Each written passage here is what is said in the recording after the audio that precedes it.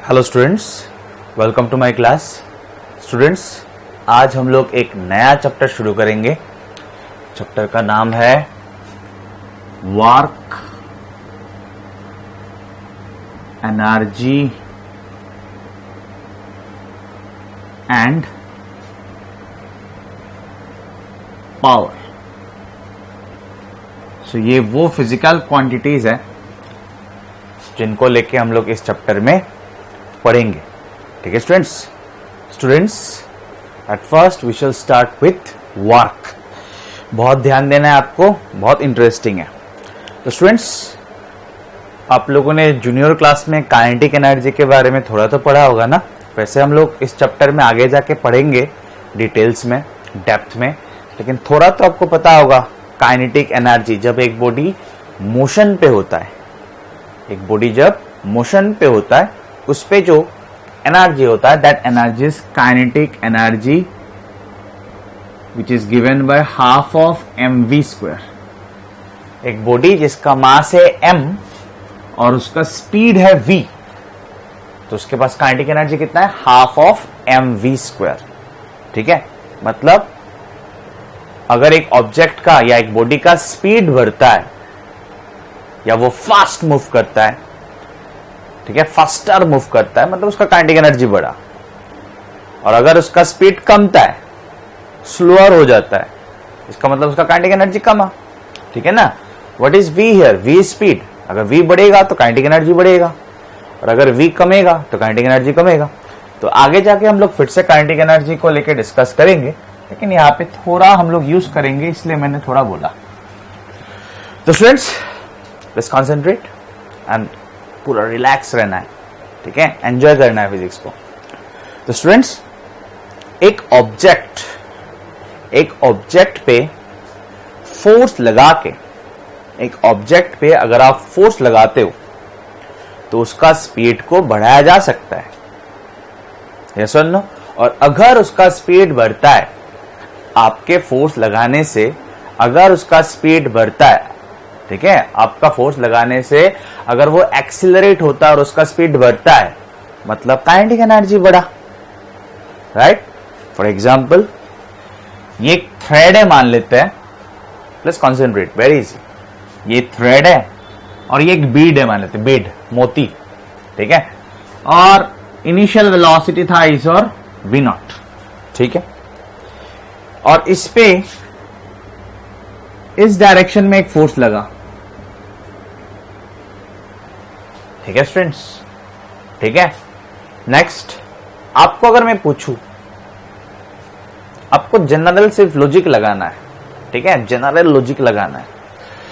Students, अगर मैं आपको पूछूं कि इसका स्पीड बढ़ेगा या नहीं बढ़ेगा, ठीक है, जब इस बीट का इस और वेलोसिटी था v नॉट, जब इस बीट का इस और वेलोसिटी था v नॉट, तब इस पे फोर्स लगा इस और f vector. Now if I ask you, इसका स्पीड बढ़ेगा या नहीं बढ़ेगा, ये एक्सीलरेट होगा या नहीं होगा? तो स्टूडेंट्स, आपको समझ में आया होगा कि yes, this beat will now accelerate. ठीक है, this beat will now accelerate. तो मान लेते हैं कुछ देर बाद बीट यहां पे आ गया। ठीक है, कुछ देर बाद बीट यहां पे आ जाएगा, तब यहां पे जो उसका वेलोसिटी होगा, इसको v नॉट ना लिखे क्या लिखे, इसको लिख देते हैं v डैश। ठीक है, तो ऑब्वियस बात है कि v dash should be greater than v not. v dash should be greater than v not. ठीक है, समझ में आया? प्लीज कॉन्सेंट्रेट करते रहना स्टूडेंट्स। तो स्टूडेंट्स, क्या बोला मैंने कि एक ऑब्जेक्ट पे अगर आप फोर्स लगाते हो और उसको एक्सीलरेट करवाते हो, ठीक है, फोर्स लगा के अगर उसको एक्सीलरेट करवाते हो तो उसका स्पीड बढ़ेगा, हैंस उसका काइनेटिक एनर्जी बढ़ेगा। मतलब फोर्स लगा के, एक ऑब्जेक्ट पे फोर्स लगा के, एक ऑब्जेक्ट पे फोर्स अप्लाई करके उसका काइनेटिक एनर्जी आप बढ़ा सकते हो। ठीक है, तो एक बार लाइन स्टेटमेंट देख लेते हैं। If you accelerate an object to a greater speed, by applying a force to the object, you increase the kinetic energy of the object. समझ में आया स्टूडेंट्स? आया स्टूडेंट्स? नेक्स्ट फॉर एग्जाम्पल ये वाला और एक ले लेते हैं. This is the same Beed जिसका वेलोसिटी इस क्या था v0. तभी आपने क्या किया, कुछ इस डायरेक्शन में फोर्स लगाया.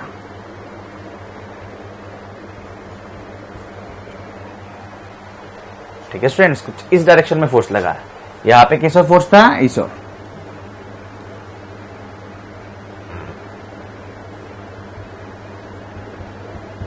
ठीक है, बेट का वेलोसिटी इस ओर था v0, आपने इस ओर फोर्स लगाया.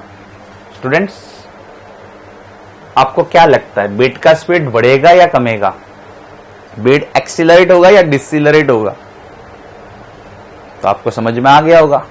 इसके लिए फिजिक्स पढ़ने का जरूरत नहीं है. ठीक है ना, कोई भी स्टूडेंट आके बोल सकता है. ठीक है ना, कोई भी जनरल आदमी भी आके बोल सकता है कि इसका स्पीड अभी कमेगा. ठीक है, तो मान लेते हैं बीट जो है यहां पे पहुंच चुका है. ठीक है, कुछ देर बाद बीट यहां पे पहुंच चुका है. ठीक है, और बीट का जो स्पीड होगा अभी, let the speed be v dash, but this time v dash is less than v0.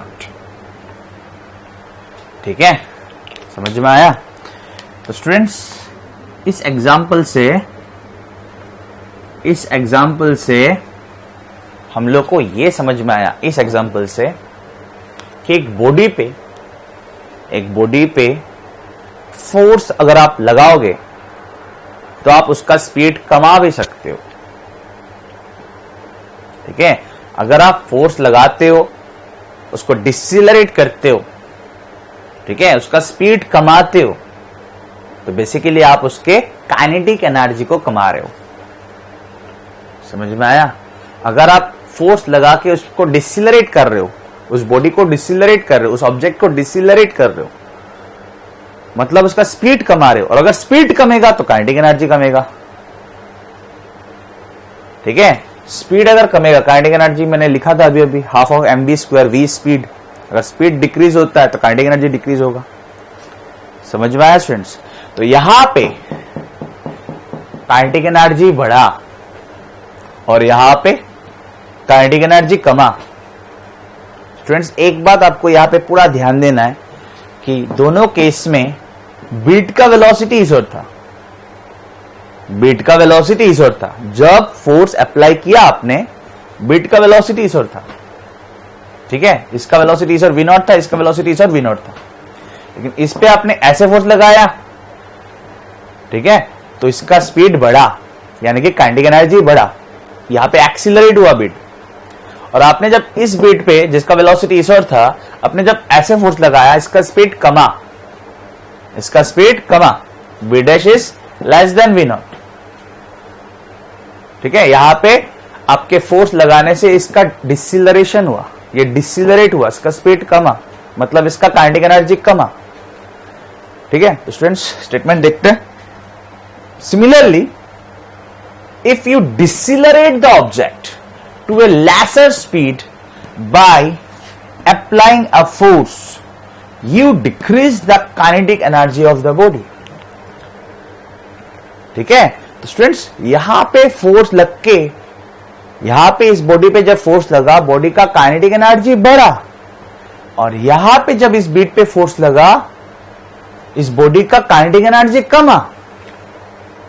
तो बेसिकली कहने का मतलब यह है कि एक ऑब्जेक्ट पे या एक बॉडी पे या एक पार्टिकल पे फोर्स अप्लाई करके उसका एनर्जी बढ़ाया जा सकता है या कमाया जा सकता है.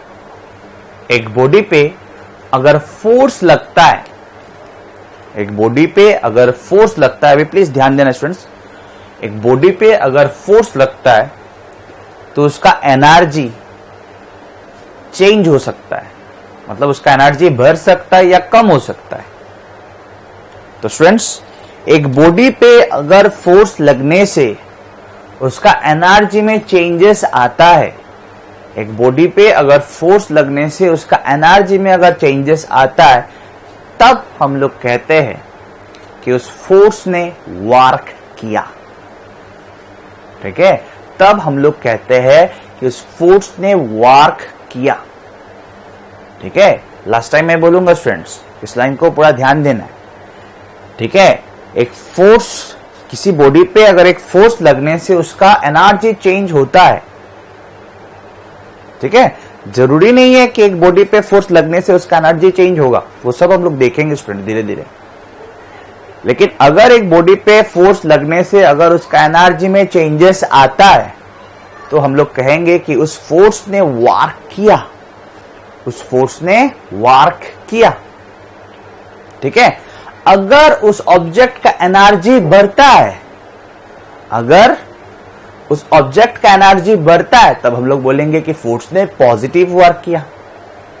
और अगर उस ऑब्जेक्ट का एनर्जी घटता है, कम हो जाता है, तो फोर्स ने कैसा वर्क किया? नेगेटिव वर्क किया। ठीक है students, now students you need to concentrate.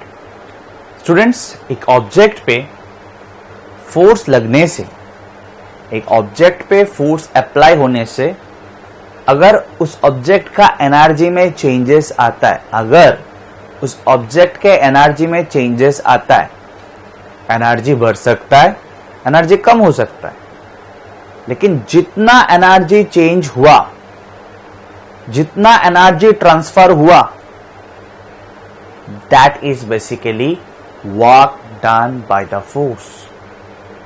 जितना एनर्जी ट्रांसफर हुआ, जितना एनर्जी बढ़ा या जितना एनर्जी कमा, that is basically work done by the force. Clear students? अगर बॉडी का एनर्जी बढ़ा, अगर बॉडी का एनर्जी बढ़ा, इसका मतलब बॉडी पे एनर्जी शिफ्ट हुआ, बॉडी के ओर एनर्जी ट्रांसफर हुआ, energy is transferred to that body. अगर एनर्जी बढ़ा और अगर एनर्जी कमा, that means energy is transferred from that body. Clear ना? सिंपल। बॉडी का एनर्जी बढ़ा मतलब क्या? बॉडी पे एनर्जी ट्रांसफर हुआ, और बॉडी का एनर्जी अगर घटा, कम हो गया, मतलब बॉडी से एनर्जी ट्रांसफर हुआ। ठीक है ना? और जितना एनर्जी ट्रांसफर हुआ, that is basically work done by the force. Clear? समझ में आया students? Now please concentrate here. Work, जिसको हम लोग W से रिप्रेजेंट करते हैं, so work is energy transferred to, work is energy transferred to और from an object by means of a force acting on the object. समझ में आया? आया स्टूडेंट्स? आया? नेक्स्ट, ये मैंने ऑलरेडी बोल दिया, energy transferred to the object is positive work. अगर ऑब्जेक्ट को एनर्जी दिया जाता है, ठीक है, अगर ऑब्जेक्ट का एनर्जी बढ़ता है, ऑब्जेक्ट को दिया गया मतलब क्या? ऑब्जेक्ट का एनर्जी बढ़ेगा। If energy is transferred to the object, then that work is positive work. और अगर ऑब्जेक्ट से एनर्जी लिया जाता है, दैट मीन्स अगर एनर्जी कम हो जाता है, energy transferred from the object is negative work. समझ में आया स्टूडेंट्स? जैसे कि यहां पे एनर्जी बढ़ा, यहां पे एनर्जी बढ़ा, इस केस में एनर्जी बढ़ा, बॉडी फास्ट मूव करने लगा। फोर्स लगते ही बॉडी का वेलोसिटी इस ओर था, ऐसे फोर्स लगा, बॉडी और फास्ट मूव करने लगा। फास्ट मूव करने लगा मतलब उसका काइनेटिक एनर्जी बढ़ा। तो यहां पे energy is transferred to the body. In this case work done by the force is positive. Next, यहां पे बॉडी का वेलोसिटी इस ओर था, अपने फोर्स कुछ ऐसे लगाया जिसके वजह से बॉडी स्लो हो गया। ठीक है, तो यहां पे बॉडी का काइनेटिक एनर्जी कमा, बॉडी का एनर्जी कमा। ठीक है ना? एनर्जी बॉडी से शिफ्ट हुआ, energy is transferred from that body, क्योंकि एनर्जी कमा। समझ में आया? इन this case work done by the force is negative, work done by the force is negative. यहां तक क्लियर है स्टूडेंट्स? यहां तक क्लियर है स्टूडेंट्स? अभी हम लोग वर्क का एक्सप्रेशन देखेंगे, ठीक है? तो यही केस लेते हैं, ठीक है? Now please concentrate students. At time 0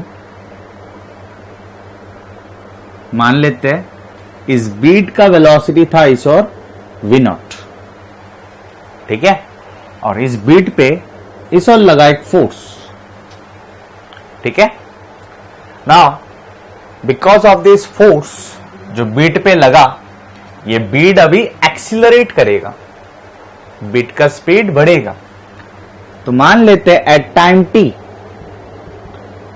eight time t, ये था टाइम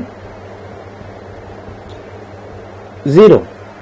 एट टाइम t मान लेते हैं बीट का स्पीड बढ़ते बढ़ते हो गया v डैश, ठीक है?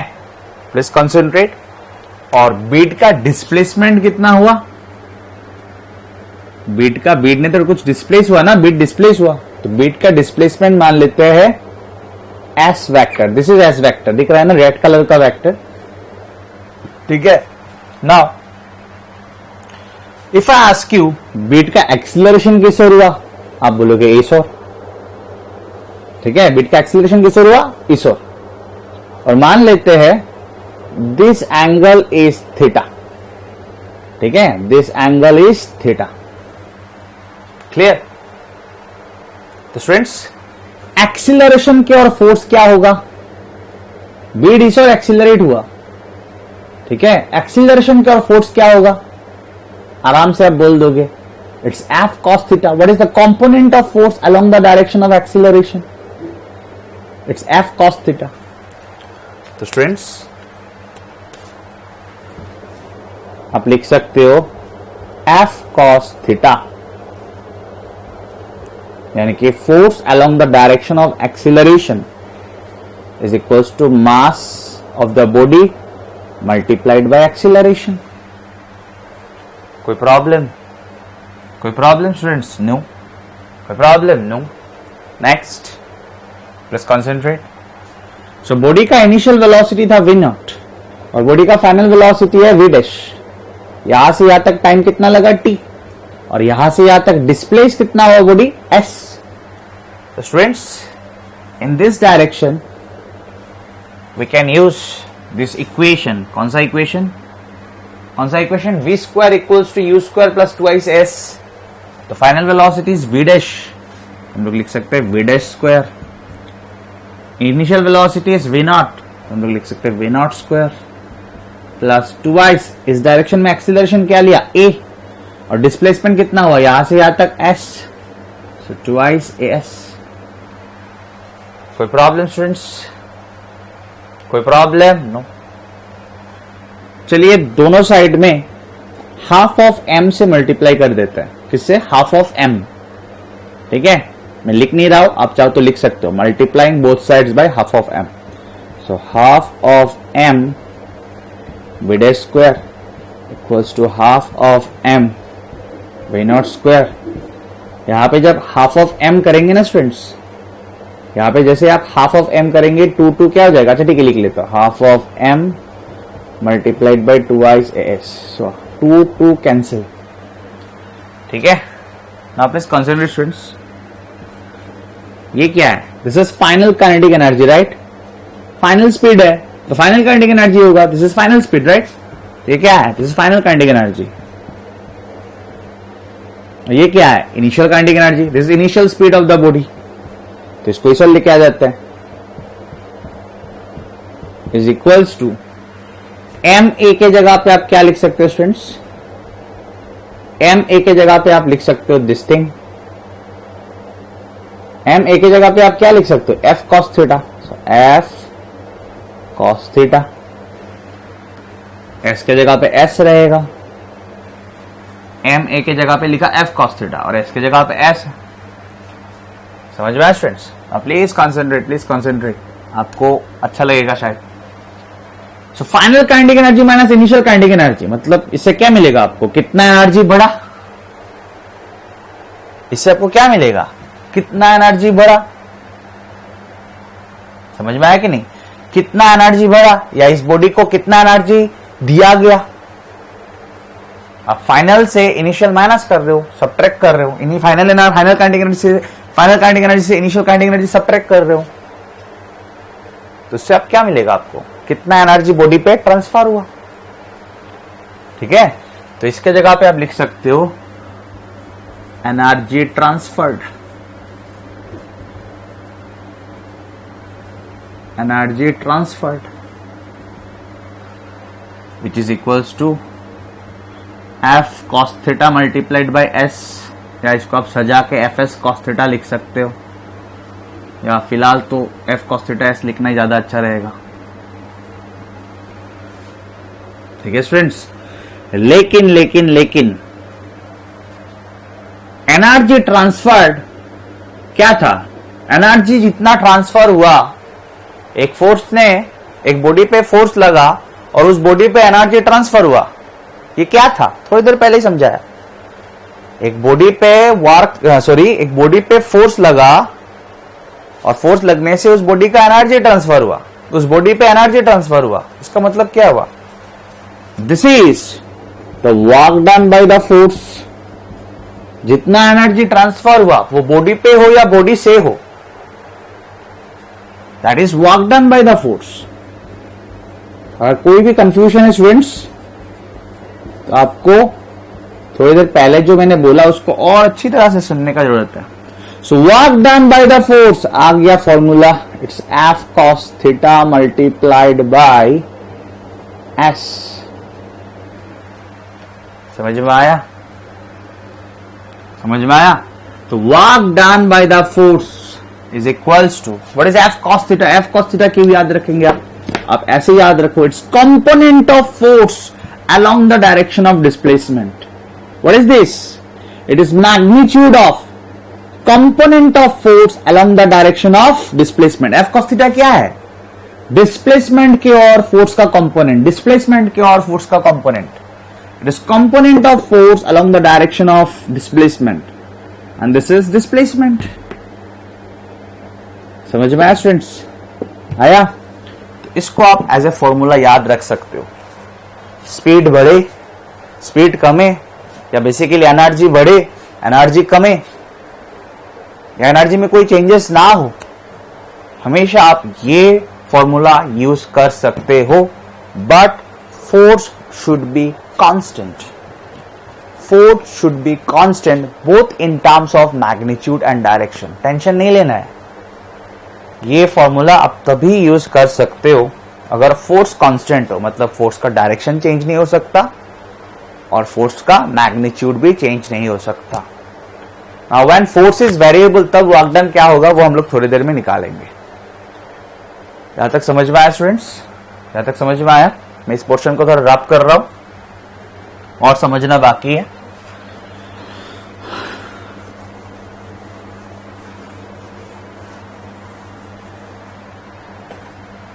स्टूडेंट्स, तो आप याद रख सकते हो कि work done by a force, work done by a force is equals to, instead of writing F cos theta में लिख रहा हूं component of force, component of force along the direction of displacement, along the direction of displacement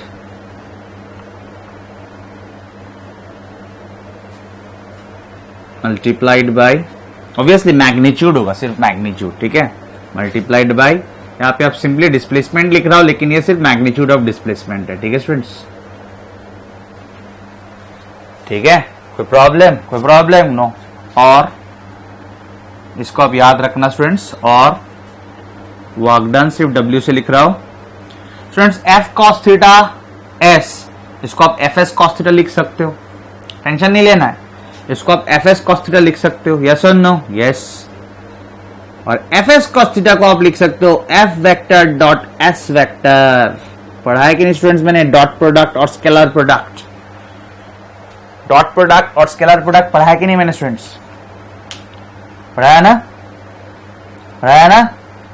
FS cos theta ना लिख के आप लिख सकते हो F vector dot S vector, whereas theta is the angle between force vector and displacement vector. Theta is the angle between force vector and displacement vector. ठीक है? तो स्टूडेंट्स इसको आप ऐसे नहीं बोल सकते हो कि मैंने वर्क का एक्सप्रेशन डिराइव किया, मैं जस्ट एक केस दिखाया, एक केस से मैंने निकाला।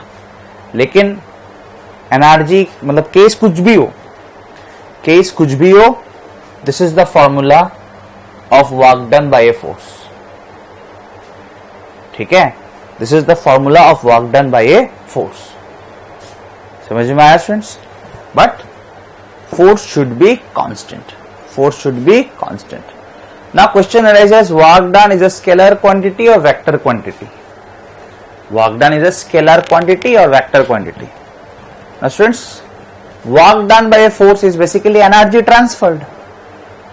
Work done by a force is basically energy transferred, and energy is a scalar quantity. That means work should be a scalar quantity. Work done by a force क्या था? It is energy transferred. ठीक है ना? तो अगर energy अगर scalar quantity है तो वर्क कैसा क्वांटिटी होगा? It is scalar quantity. समझ में आया स्टूडेंट्स? आप ऐसे भी समझ सकते हो कि work done is scalar product of force and displacement. याद है ना स्टूडेंट स्केलर प्रोडक्ट? ये सब अगर हम लोग भूल जाएंगे तो फिजिक्स नहीं पढ़ पाएंगे। A vector dot B vector क्या था? Magnitude of A vector, magnitude of B vector, cosine of angle between A vector and B vector. ठीक है ना? इसको स्केलर प्रोडक्ट क्यों कहते हैं? Because it is a scalar quantity. जो भी आया एक स्केलर आया है। So students, work done is dot product of force and displacement, और work done is scalar product of force and displacement. इससे भी आप बोल सकते हो कि thus work is a scalar quantity. ठीक है? Now what is SI unit of work? Student मैं और बोर्ड में नहीं लिख रहा हूं, आप लोग लिख लीजिए अपने नोटबुक में। SI unit of work is joule and CGS unit of work is erg, ERG. SI unit of work is joule and CGS unit of work is erg. समझ में आया स्टूडेंट्स? यहां तक आया? स्टूडेंट्स अभी हम लोग देखेंगे nature of work done bye a force in terms of angle between force and displacement. तो स्टूडेंट्स नंबर 1, ठीक है, नंबर 1 देखेंगे हम लोग positive work.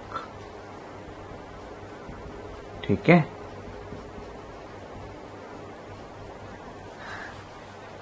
Now please concentrate students. ये एक ब्लॉक है मान लेते हैं, ठीक है, और इसका डिस्प्लेसमेंट हुआ यहां से यहां। ठीक है, सो this is the displacement vector. ठीक है, और फोर्स कुछ ऐसे लगा, फोर्स कुछ ऐसे लग रहा है इस डायरेक्शन में। ठीक है स्टूडेंट्स, तो फोर्स का डायरेक्शन एंड डिस्प्लेसमेंट के डायरेक्शन के बीच में एंगल है थीटा। ठीक है ना students, if theta is greater than और equals to 0 degree and less than 90 degree. ठीक है, थीटा 90 से कम होगा, 0 के बराबर हो सकता है या 0 से ज्यादा हो सकता है। So theta is any angle which is greater than or equals to 0 degree and less than 90 degree. Students, for such thetas, cos theta जो होगा वो होगा पॉजिटिव। cos theta का वैल्यू क्या आएगा students? Positive. And if cos theta is positive तो work done क्या होगा? Work done is fs cos theta। ठीक है ना, आप बोलोगे F cos theta multiplied by S, it is basically F S cos theta. So if cos theta is positive then work done भी positive होगा, because F is magnitude of force, S is magnitude of displacement. अगर cos theta positive आया तो work done क्या आएगा? Positive आएगा. ठीक है स्टूडेंट्स, समझ में आया? फॉर एग्जाम्पल एक positive work done by force का एक एग्जाम्पल दे देते हैं. For example this is an object, ठीक है, और ये नीचे की ओर डिस्प्लेस किया, ठीक है, ये नीचे की ओर डिस्प्लेस किया S vector. Clear? Next, obviously इस पे वेट लगेगा, वेट, ठीक है ना, इस पे वेट लगेगा mg, and weight is nothing but gravitational force only. एक बॉडी पे अर्थ के द्वारा क्या फोर्स लगता है उसी को हम लोग कहते हैं वेट. क्या ग्रेविटेशनल फोर्स लगता है उसी को हम लोग कहते हैं वेट, या इस ग्रेविटेशनल फोर्स को आप ग्रेविटी भी बोल सकते हो. अर्थ एक ऑब्जेक्ट को जिस फोर्स से अट्रैक्ट करता है, that gravitational force is gravity.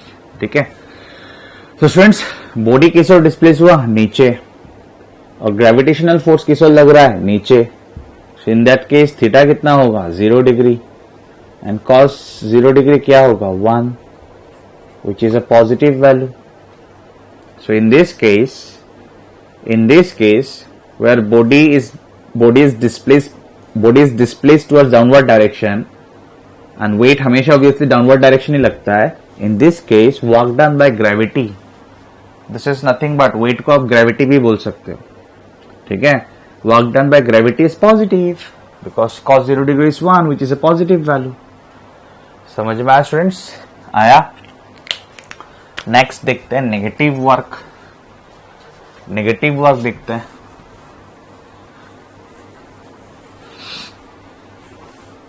ये जस्ट एक एग्जाम्पल था, ऑब्वियसली और भी बहुत एग्जाम्पल्स हो सकता है. Next number 2, negative work. ठीक है, तो इस बार मैं पॉजिटिव नेगेटिव वर्क ये सब देख रहा हूं in terms of angle between force and displacement. Now students, ये एक ब्लॉक है, ठीक है, इसका डिस्प्लेसमेंट हुआ S vector, this is the displacement vector. ठीक है, और फोर्स जो है उसको कुछ ऐसे लगा. ठीक है, फोर्स उस पे ऐसे लगा. फोर्स कैसे लग रहा है? बॉडी पे ऐसे लग रहा है, ऐसे कुछ फोर्स लग रहा है. Clear? Now students, this is the angle theta. ठीक है, समझ में आया स्टूडेंट्स? Next please concentrate. यहां पे थीटा क्या होना चाहिए students for negative work? Negative work के लिए theta should be greater than 90 degree. Theta should be greater than 90 degree and theta should be less than और इक्वल्स टू 180 डिग्री. ठीक है, थीटा 90 डिग्री से ज्यादा होना पड़ेगा. 180 डिग्री के इक्वल होगा तो चलेगा, या 180 डिग्री के नीचे होने से भी चलेगा, 180 डिग्री के कम होने से भी चलेगा. समझ में आया students? For such values of theta, cos theta आता है students negative. Cos theta negative value आता है. ठीक है, कॉस थीटा नेगेटिव वैल्यू आता है. In that case work done जो होगा, अगर कॉस थीटा नेगेटिव होगा तो वर्क डन भी क्या होगा? नेगेटिव. समझ में आया स्टूडेंट्स? आया? फॉर एग्जाम्पल एक ब्लॉक मान लेते हैं, यहां पे इस और डिस्प्लेस हुआ. This is the direction of displacement. Clear? ठीक है, तो उस पे स्टूडेंट्स काइनेटिक फ्रिक्शन किस ओर लगेगा? इस ओर. राइट, ब्लॉक पे काइनेटिक फ्रिक्शन किस ओर लगेगा? जिस ओर उसका डिस्प्लेसमेंट है उसके ऑपोजिट. ठीक है स्टूडेंट्स, समझ में आया? नहीं, अगर मैं बोलूं work done by kinetic friction क्या होगा?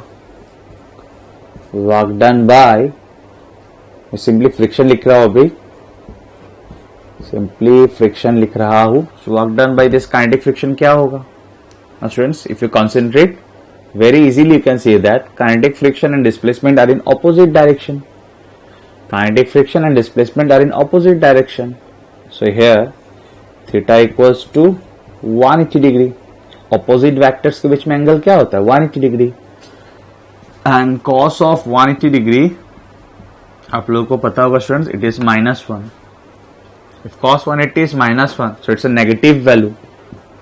तो वर्क डन क्या होगा? Fs cos theta. If cos theta is negative, तो वर्क डन भी नेगेटिव आएगा। ठीक है स्टूडेंट्स, समझ में आया? नेक्स्ट, थोड़ी देर पहले मैंने दिखाया था students, work done by gravity is positive. मैंने जस्ट एग्जांपल दिखाया था कि एक बॉडी जो है वो नीचे की ओर डिस्प्लेस हुआ, in that case work done by gravity is positive. But work done by gravity negative भी हो सकता है, कैसे दिखा देता है।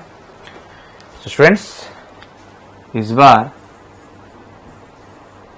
पार्टिकल जो है वो ऊपर की ओर डिस्प्लेस हुआ, ऑब्वियसली हो सकता है, ठीक है। This time particle displaced in the upward direction,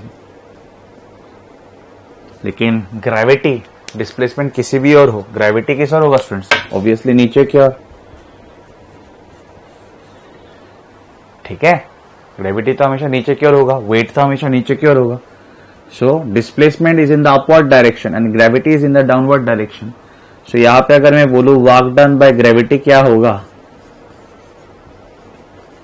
तो आंसर क्या होगा स्टूडेंट्स? पॉजिटिव आएगा या नेगेटिव आएगा?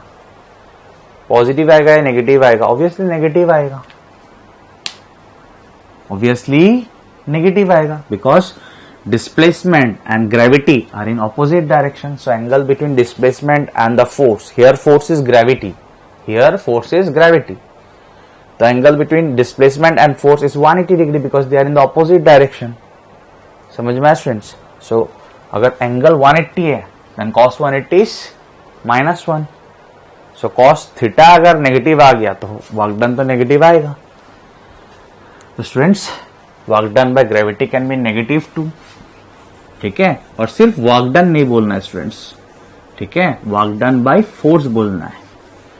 सिर्फ वर्क डन कितना हुआ ऐसे नहीं बोलना है, वर्क डन बाय फोर्स बोलना है, ठीक है। नेक्स्ट, वर्क डन हुआ ही नहीं ऐसा भी हो सकता है, जीरो वर्क भी हो सकता है। बॉडी पे फोर्स लगा लेकिन वर्क नहीं हुआ, हो सकता है या नहीं हो सकता? ऑब्वियसली हो सकता है। एक केस तो ऐसे दिखा देता हूं, for example I am applying some force on this board, मैं इस बोर्ड पे फोर्स अप्लाई कर रहा हूं, तो वर्क डन बाय फोर्स क्या हुआ स्टूडेंट्स? इन दिस केस मैंने बोर्ड पे कुछ एक फोर्स दिया, ठीक है, बोर्ड पे कुछ एक फोर्स दिया, तो मैंने जो फोर्स दिया work done by that force कितना हुआ? Answer is 0। वाई? बिकॉज इसका डिस्प्लेसमेंट ही नहीं है, या आप बोल सकते हो इसका एनर्जी में कोई चेंजेस नहीं आया। वर्क, अगर किसी फोर्स ने वर्क किया तो ऑब्वियसली बॉडी के एनर्जी में, जिस बॉडी पे वर्क हुआ उसके एनर्जी में चेंजेस आएगा। यही तो बोला स्टूडेंट अच्छी तरह से, ठीक है ना। तो मैंने जो इस पे फोर्स दिया, इसका एनर्जी में कोई चेंजेस आया क्या? No. So work done by force is 0। आप फॉर्मूला से समझना चाहते हो, समझ सकते हो। आपने जो फोर्स दिया, इस बॉडी का डिस्प्लेसमेंट हुआ नहीं, तो अगर डिस्प्लेसमेंट 0 तो वर्क डन तो 0 होगा। अगर डिस्प्लेसमेंट 0 तो वर्क डन तो 0 होगा। समझ में आया स्टूडेंट्स? आया? क्योंकि वर्क डन के फॉर्मूला में क्या था, एक्सप्रेशन में क्या था? फोर्स का मैग्नीट्यूड मल्टीप्लाइड बाय डिस्प्लेसमेंट का magnitude multiplied by cos of angle between force and displacement. तो अगर डिस्प्लेसमेंट 0 तो वर्क डन 0। समझ में आया? और ऐसे भी इन टर्म्स ऑफ एनर्जी भी समझ में आ रहा है कि इस पे जो आप फोर्स दे रहे हो, क्या इस बोर्ड के एनर्जी में कोई चेंजेस आया? नहीं आया। सो work done by force is 0। समझ में आया स्टूडेंट्स? और एक केस है, if theta is 90 degree. What is theta? Theta is angle between force and displacement. So if angle between force vector and displacement vector is 90 degree, if force vector and displacement vector are perpendicular to each other, so if theta is 90, then cos 90 degree is 0. ये हम लोग को पता है students. और अगर cos theta ही 0 हो जाता है तो वर्क डन क्या होगा? वर्क डन बाय फोर्स क्या होगा? 0 हो जाएगा. समझ में आया ना स्टूडेंट्स? आया. एक एग्जांपल देखना है, देख सकते हैं. फॉर एग्जांपल ये एक ब्लॉक है, ठीक है. ज्यादा छोटा हो गया क्या? आप लोगों को क्लियरली दिखे इसलिए थोड़ा बड़ा करके ड्रॉ कर लेता हूं. सो दिस इज अ ब्लॉक, ठीक है. और एक हॉरिजॉन्टल सरफेस के ऊपर मान लेते हैं this is the displacement of the block. तो ब्लॉक यहां से यहां आ गया, ठीक है. And this is an horizontal surface, ठीक है, जिस पे ब्लॉक रखा हुआ है. और यह है डिस्प्लेसमेंट, यहां से यहां तक ब्लॉक यहां पे आ चुका है. स्टूडेंट्स अगर आपको मैं पूछूं what is the work done by normal reaction, तो स्टूडेंट्स आप लोगों ने इतना प्रॉब्लम्स किया तो बॉडी ग्राउंड पे लगाएगा नॉर्मल रिएक्शन नीचे, और ग्राउंड नहीं हॉरिजॉन्टल सरफेस, ग्राउंड भी हो सकता है ऑब्वियसली. बॉडी इस हॉरिजॉन्टल सरफेस पे नॉर्मल रिएक्शन लगाएगा नीचे की ओर, और ये हॉरिजॉन्टल सरफेस बॉडी पे लगाएगा नॉर्मल रिएक्शन ऊपर की ओर. So this is the direction of normal reaction on this body, ठीक है. And obviously normal reaction is a force. तो अगर मैं पूछूं यहां पे in this case what is the work done by normal reaction, what is the work done by normal reaction? Now you can easily see that normal reaction and displacement in this case are perpendicular to each other. Normal reaction and displacement के बीच में angle कितना है students? 90, ठीक है ना. So theta is 90. If theta is 90 then cos 90 is 0. And if cos 90 अगर cos function अगर 0 हो गया तो वर्क डन क्या हो जाएगा? 0. समझ में आया कि नहीं? तो W equals to f as cos 90. Cos 90 is 0. 0 multiplied by everything becomes equals to 0. ठीक है. तो वर्क डन बाय फोर्स 0 कब हो सकता है? when थीटा, अगर आप इन टर्म्स ऑफ थीटा देखेंगे सिर्फ, so when theta is 90 degree, that means force vector and displacement vector are perpendicular to each other. Force vector and displacement vector are perpendicular to each other. In that case, theta is 90 and cos 90 is 0. In that case, work done is 0. या आप ऐसे भी याद रख सकते हो कि अगर फोर्स डिस्प्लेसमेंट के परपेंडिकुलर हुआ, तो वर्क डन क्या आएगा? 0. इसका मतलब ड्यू टू दैट फोर्स उस बॉडी के एनर्जी में कोई चेंजेस नहीं आएगा, क्योंकि अगर वर्क हुआ तो बॉडी के एनर्जी में चेंजेस आएगा. समझ में आया स्टूडेंट्स यहां तक? स्टूडेंट्स पहला एग्जांपल देखते हैं, बहुत ही इजी है. सो स्टूडेंट्स ये ब्लॉक जब रेस्ट पे था तब उस पे एक फोर्स लगा 5 न्यूटन, ठीक है. इस ब्लॉक पे एक फोर्स लगा 5 न्यूटन जो हॉरिजॉन्टल के साथ 37 डिग्री का इंक्लिनेशन बनाया हुआ है, ठीक है. नेक्स्ट आपको निकालना है work done by this force in 3 second, ठीक है. तो स्टूडेंट्स डिस्प्लेसमेंट तो नहीं दिया हुआ है, डिस्प्लेसमेंट तो निकालना पड़ेगा, राइट. सो 2 kg का एक्सीलरेशन किस ओर होगा स्टूडेंट्स? फोर्स जो इस ओर लग रहा है, बट 2 kg का एक्सीलरेशन किस ओर होगा? 2 kg किस ओर एक्सीलरेट करेगा? इस ओर, राइट. इस ओर एक्सीलरेट करेगा. So this will be the direction of acceleration, ठीक है. Now please concentrate students. Acceleration along this direction क्या होगा? या acceleration along this direction, तो अगर आप F equals to ma लिखेंगे, force equals to mass into acceleration लिखेंगे, तो force तो आपको acceleration क्यों लेना है? इस ओर force लेना पड़ेगा. तो इस ओर थोड़ी ना 5 न्यूटन है, इस ओर क्या force होगा? इस ओर है 5, तो इस ओर क्या फोर्स है? ठीक है, एक्सीलरेशन के डायरेक्शन में क्या फोर्स है, it is 5, that is F cos 37, right. इस ओर है 5, तो इस ओर क्या होगा 5 cos 37, right, is equals to mass multiplied by इस ओर का एक्सीलरेशन। जिस ओर का एक्सीलरेशन उस ओर का फोर्स लेना होता है, ठीक है ना। सो this is the acceleration along this direction, ठीक है, समझ में आया। बॉडी किस ओर एक्सीलरेट करेगा, इस ओर। Now please concentrate, implies acceleration equals to F कितना 5 cos 37 कितना होता है स्टूडेंट्स, cos 37 कितना होता है, cos 37 is 4/5, ठीक है, by 2। सो implies एक्सीलरेशन कितना आया 4/2, इट्स 2 मीटर पर सेकेंड स्क्वायर, ठीक है ना, समझ में आया। एक्सीलरेशन कितना आया 2 मीटर पर सेकेंड स्क्वायर, ठीक है। cos 37 4/5 ये सब याद है ना स्टूडेंट्स। ये ट्राइंगल तो लिखते लिखते मैं बहुत बार लिखा, आप लोग को ये सब याद रखना पड़ेगा, ठीक है, ठीक है। ये है 37, 53, ठीक है, ये होगा 5, ये होगा 4, ये होगा 3, ठीक है ना। cos 37 क्या होगा 4/5, ठीक है। ये राइट एंगल ट्राइंगल आपको याद रखना है, बहुत यूज होता है इसका। सो एक्सीलरेशन निकाल लिया, तो इस और क्या डिस्प्लेसमेंट होगा वो भी आप निकाल सकते हो, ठीक है ना। सो इस और क्या डिस्प्लेसमेंट होगा हम लोग निकालेंगे by using S equals to ut plus half of 80 square.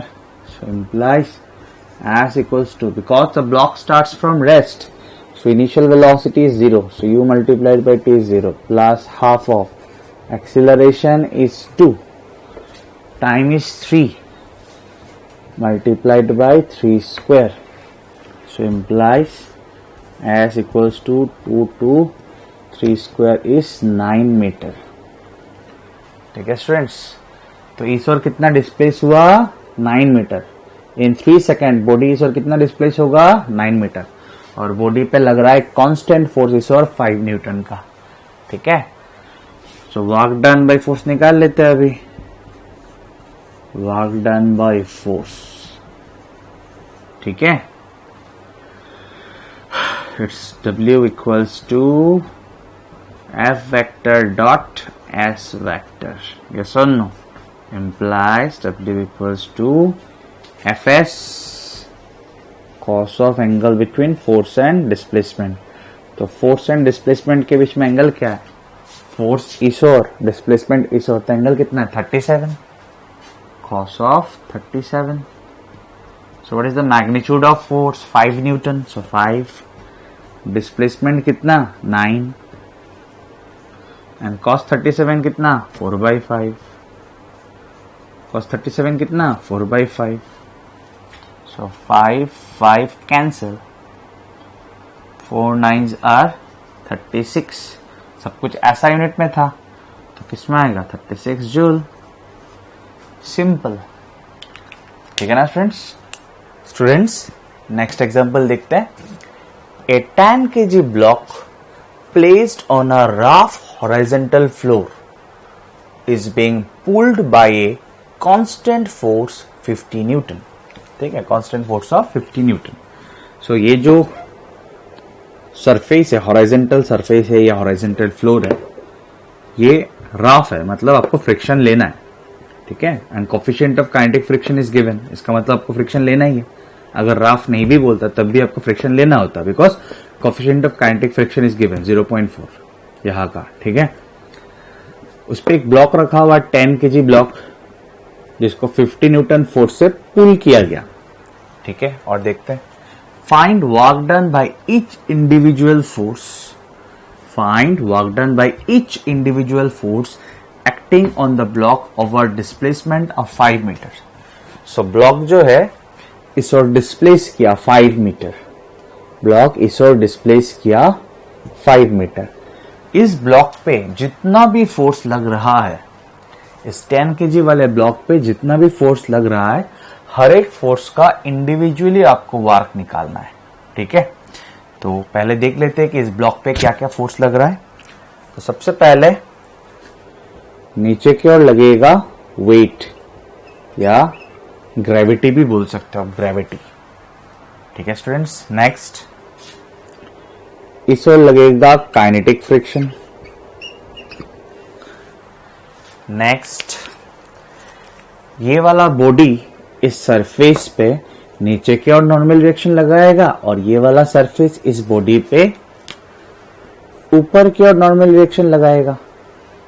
So students इस बॉडी पे कितना फोर्स लग रहा है, ये वाला फोर्स जो इस बॉडी को पुल कर रहा है इस ओर, नॉर्मल रिएक्शन, ग्रेविटी जिसको आप वेट भी बोल सकते हो, and this is kinetic friction. So हर एक फोर्स का आपको वर्क डन निकालना है। तो सबसे पहले फोर्स का मैग्नीट्यूड जानना जरूरी है कि नहीं। सो mg कितना होगा, 10 kg है, 10 kg है and g is 10, so 10 multiplied by 10 it is 100 Newton। Clear. Next normal reaction चाहिए, प्लीज कॉन्सेंट्रेट। बॉडी इस डायरेक्शन में, मतलब वर्टिकली देखा जाए तो किसी और एक्सीलरेट नहीं हो रहा है, इस डायरेक्शन में वर्टिकली देखा जाए तो कोई एक्सीलरेशन नहीं है।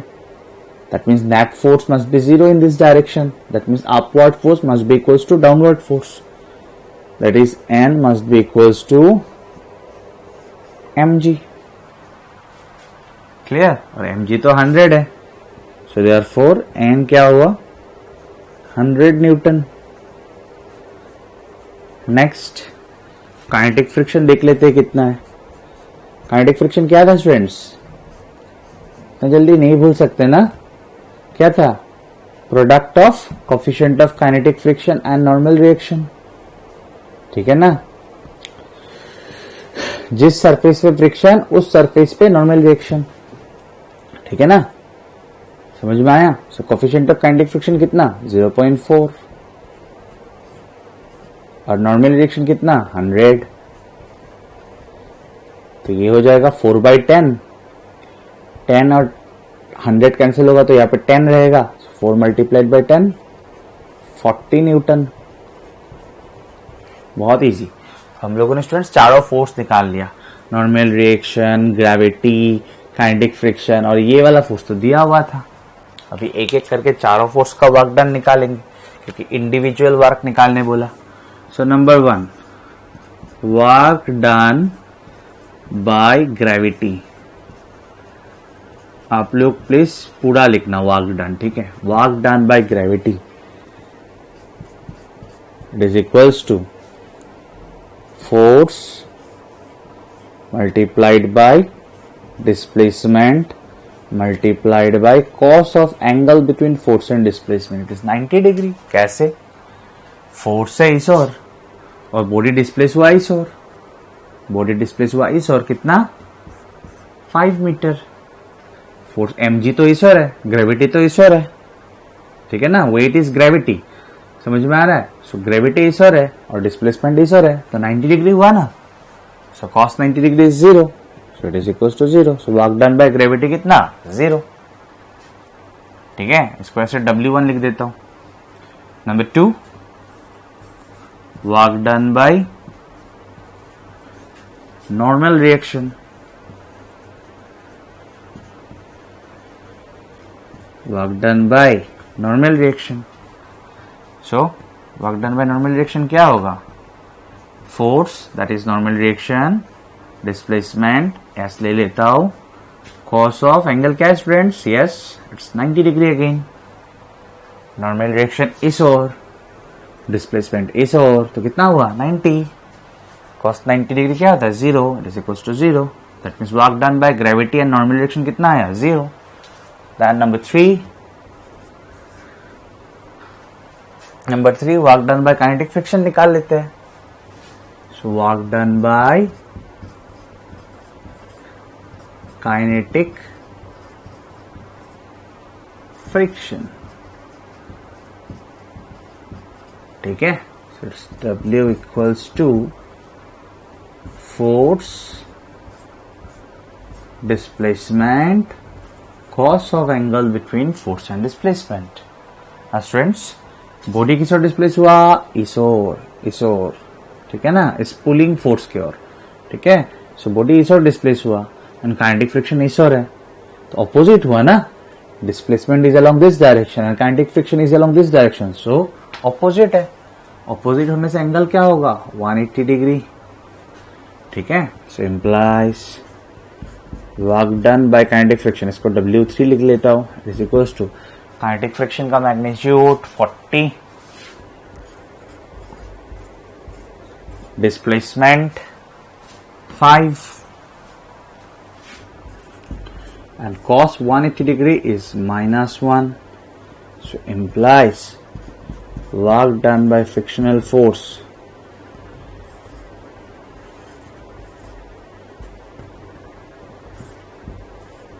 -200 जूल। समझ में आया ना स्टूडेंट्स? आया। Next number 4।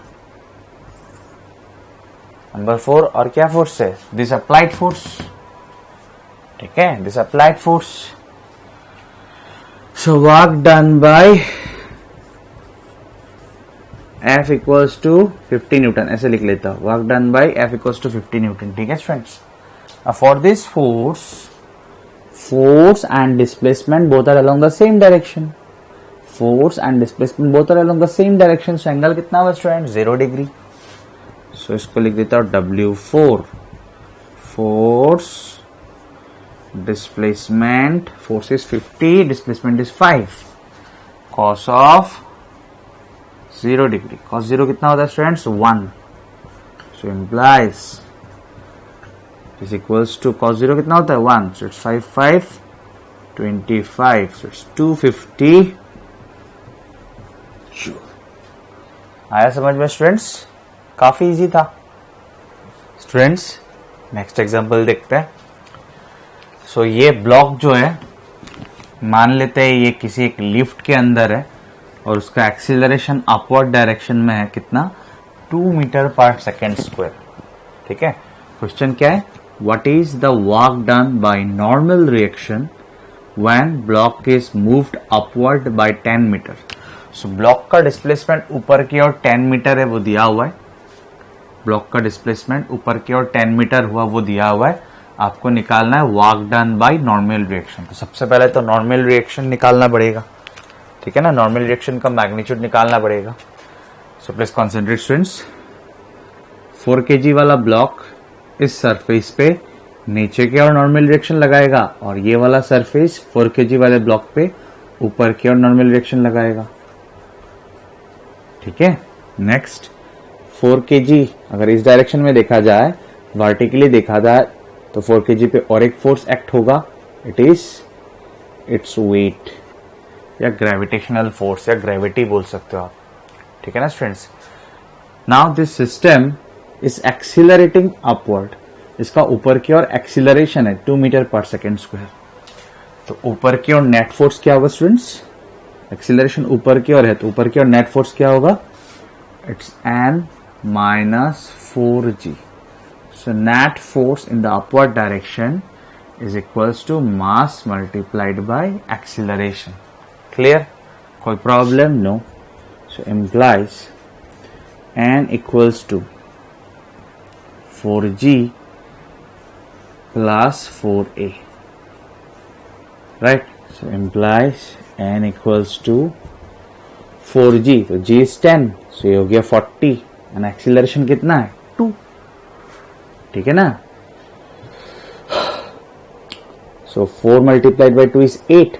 40 plus 8, it's 48 Newton. ठीक है ना? Net force equals to mass multiplied by acceleration. ठीक है ना? Mass is 4 kg. Next, so normal reaction निकल के आ गया.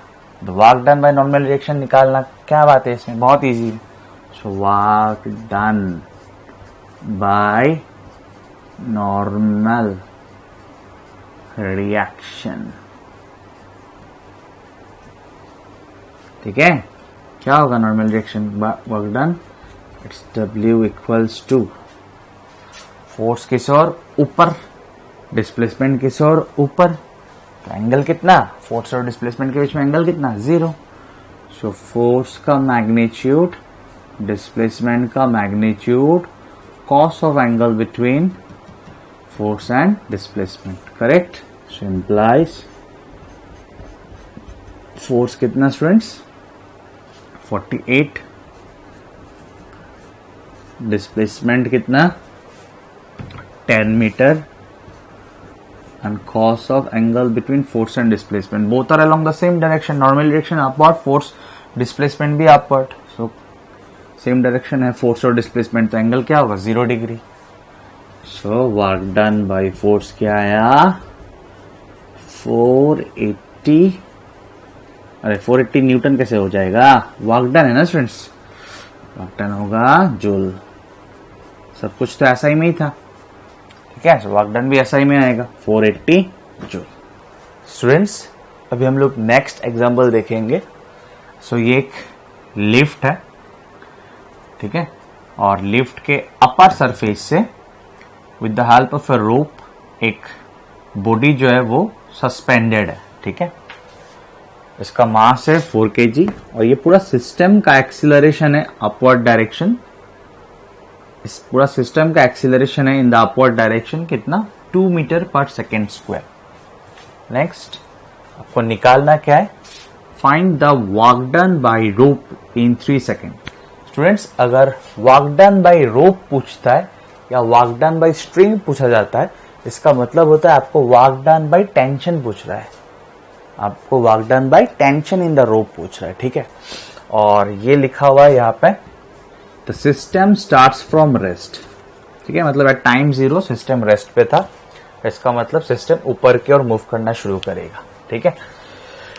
नाउ प्लीज कॉन्सेंट्रेट, क्योंकि आपको वर्क डन बाय रोप या वर्क डन बाय टेंशन निकालना है, तो सबसे पहले टेंशन चाहिए होगा, उसके बाद वर्क डन बाय टेंशन निकालना है तो डिस्प्लेसमेंट भी चाहिए होगा इन 3 सेकेंड.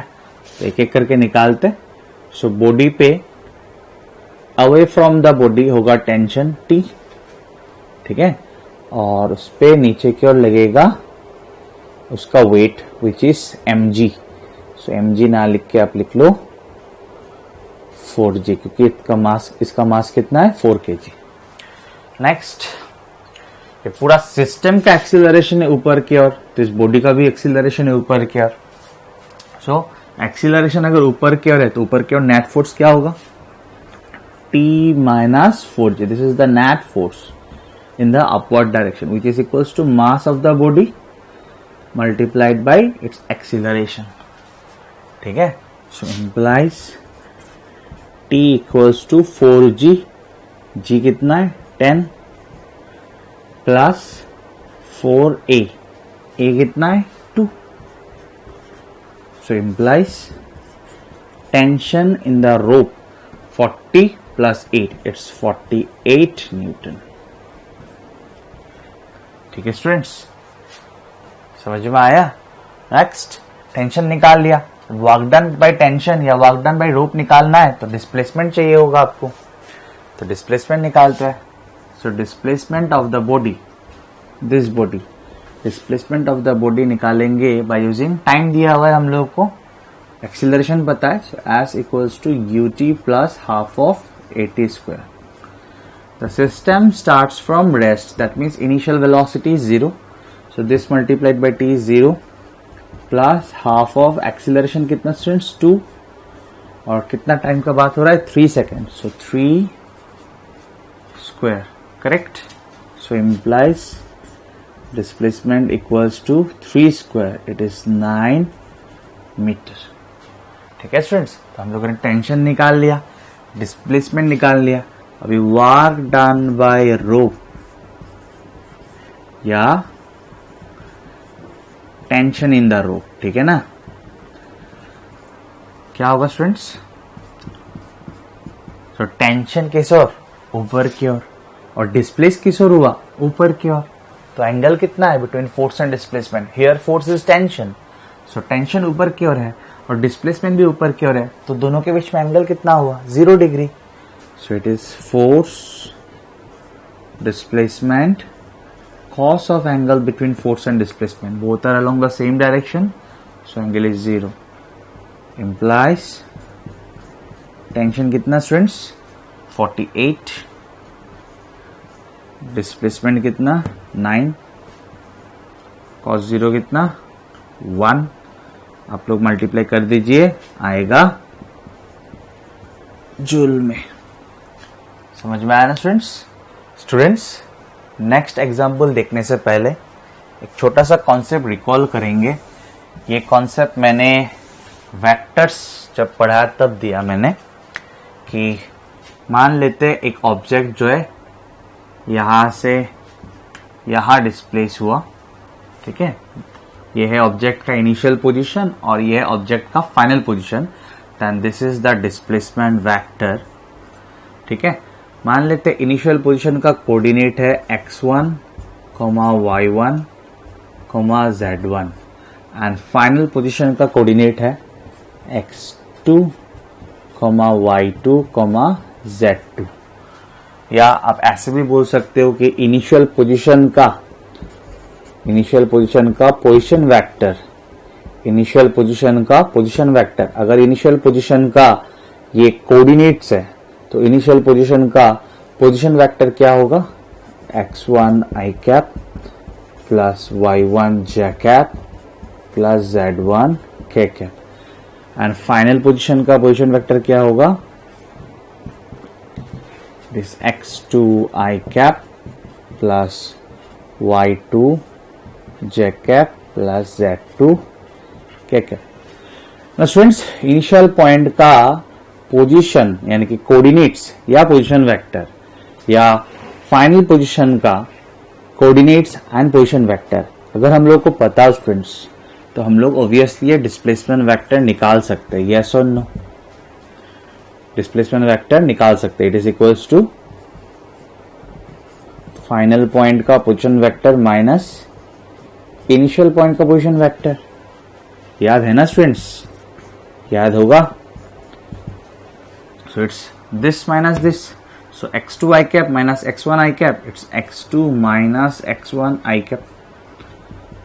या आप डायरेक्ट लिख सकते हो x2 minus x1 i cap.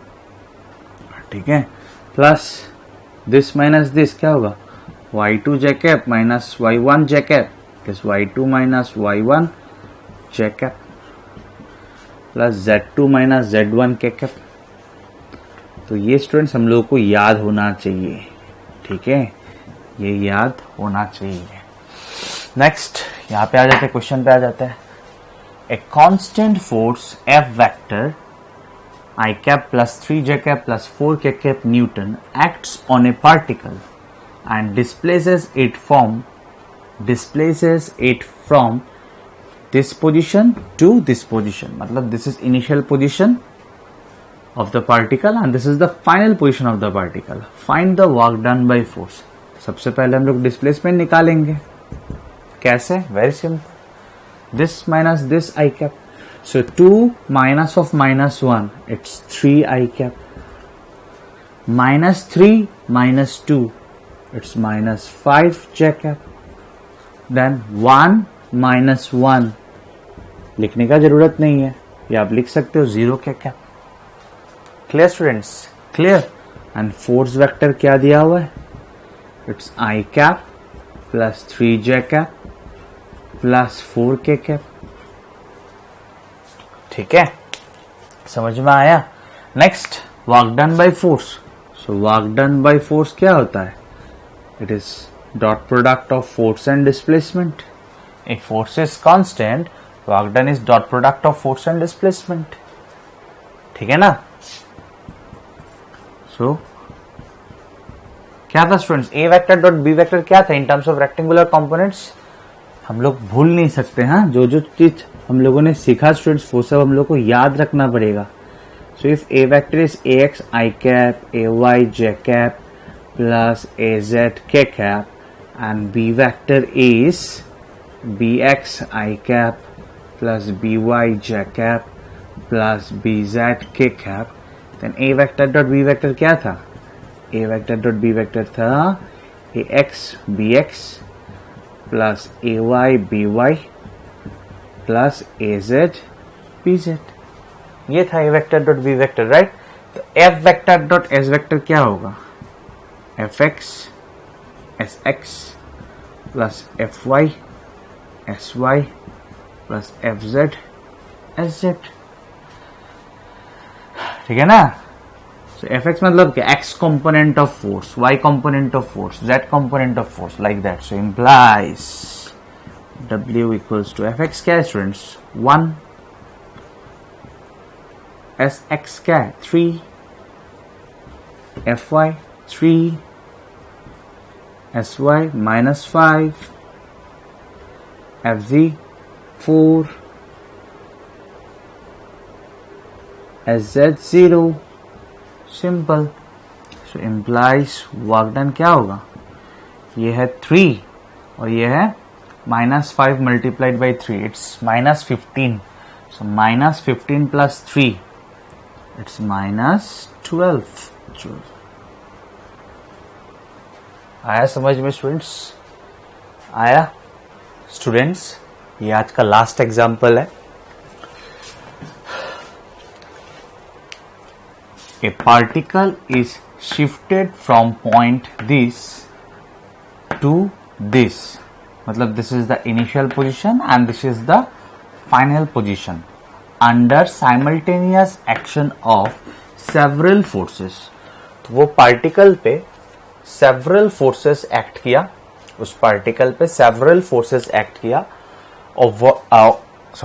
और वो पार्टिकल इस इनिशियल पोजीशन से इस पोजीशन पे आ गया, ठीक है, under simultaneous action of several forces. तो सबसे पहले तो डिस्प्लेसमेंट निकाल लेते हैं, ठीक है ना।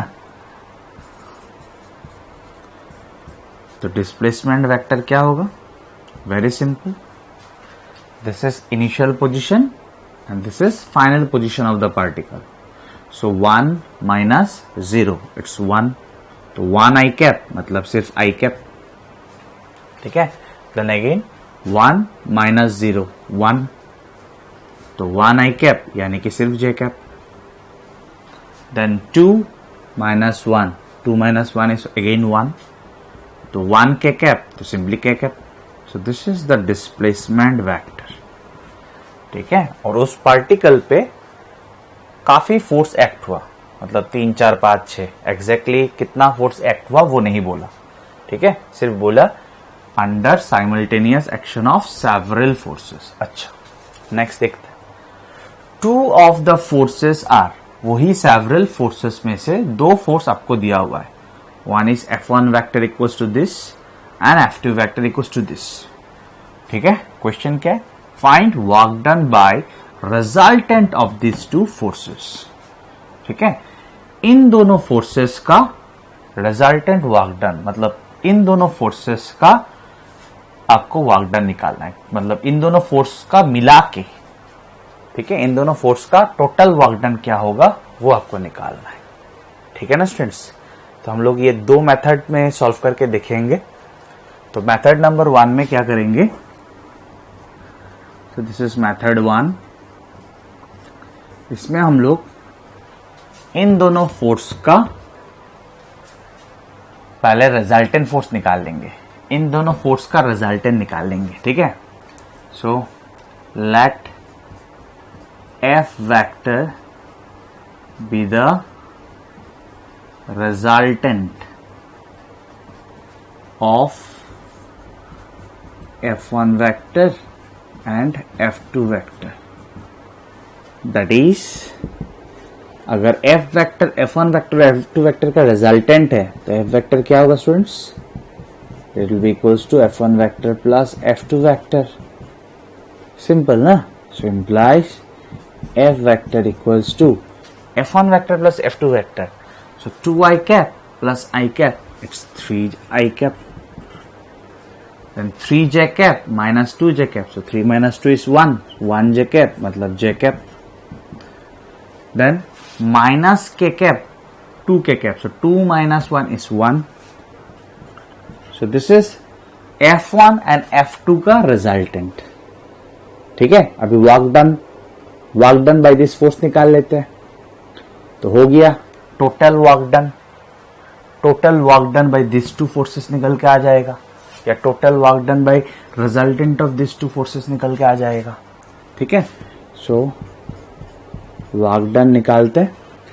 ठीक है, या टोटल वर्क डन बोल सकते हो आप, इसको टोटल वर्क डन बोल सकते हो। It is equals to F vector dot S vector which is equals to, और नहीं लिखूंगा students, F X S X plus F Y S Y plus F Z S Z, right.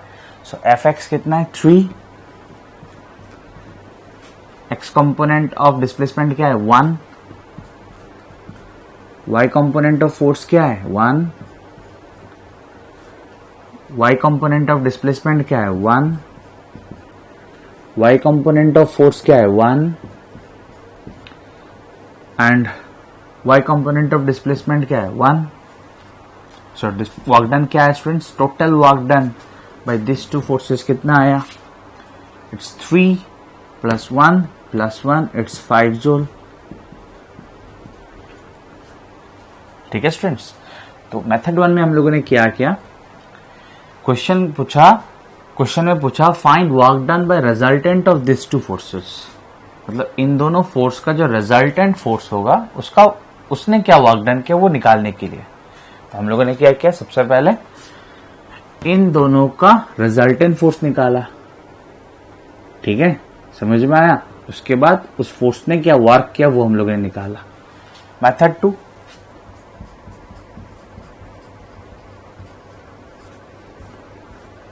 Method 2 क्या कर सकते हो सर, आप लोग इस फोर्स का वर्क निकाल सकते हो, इस फोर्स ने कितना वर्क निकाल सकते हो, इस फोर्स ने कितना वर्क किया निकाल सकते हो, और इस फोर्स ने कितना वर्क किया सेपरेटली निकाल सकते हो। उसके बाद आप ऐड कर सकते हो। ठीक है, तो देखते हैं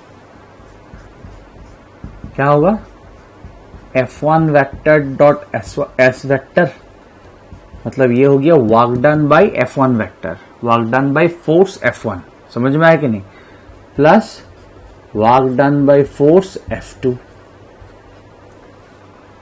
ठीक है, work done by force F2। कैसे आप ऐसे कर सकते हो, answer is students work done is a scalar quantity, work done is a scalar quantity. ठीक है, आप इंडिविजुअल फोर्स का वर्क निकाल के ऐड कर सकते हो, सिंपली ऐड कर सकते हो, because work done is a scalar quantity. ठीक है, सो इंडिविजुअल फोर्स का वर्क निकाल लेते हैं, F1 vector dot S vector. So this is your F1 vector और यह एस वेक्टर। कर पाएंगे ना students, 2 multiplied by 1 plus 3 multiplied by 1 plus -1 multiplied by 1, समझ में आया ना। सो डायरेक्ट लिख रहा हूं students, 2 multiplied by 1 2, 3 multiplied by 1 3, -1 multiplied by 1 -1, ये हो गया। समझ में आया कि नहीं आया स्टूडेंट्स, थोड़ा ध्यान देना पड़ेगा और कुछ नहीं है, तो बहुत easy. Then F2 vector dot S vector, 1 multiplied by 1, Fx Sx ना, so 1 multiplied by 1 1, then -2 multiplied by 1 -2 multiplied by 1 -2, then 2 multiplied by 1 2। ठीक है, सो इम्प्लाइज वर्क डन क्या आया, टोटल वर्क डन क्या आया, ये आया 5, ये आया 5, 5 प्लस 5 -1 4। ठीक है, और ये तो -2 प्लस 2 कैंसिल, +1 क्या आया 5 जूल ही तो आया। ठीक है ना स्टूडेंट्स, तो आप अगर क्वेश्चन में ऐसे आए कि बॉडी पे 2 फोर्स है, 3 फोर्स है, 4 फोर्स है, आपको टोटल वर्क डन निकालना है, तो आप एक काम कर सकते हो, हर एक फोर्स का रिजल्टेंट फोर्स निकाल सकते हो, उसके बाद उस रिजल्टेंट फोर्स का वर्क निकाल सकते हो आप, या आप इंडिविजुअल फोर्स का वर्क निकाल के ऐड कर सकते हो। इंडिविजुअल फोर्स का वर्क निकाल के हम लोग ऐड इसलिए कर पा रहे हैं because work is a scalar quantity. Work is a scalar quantity. Scalar quantity को सिंपली ऐड किया जा सकता है, ठीक है। इंडिविजुअल फोर्स का आप वर्क निकाल के आप टोटल कर सकते हो, मतलब ऐड कर सकते हो। समझ में आया स्टूडेंट्स?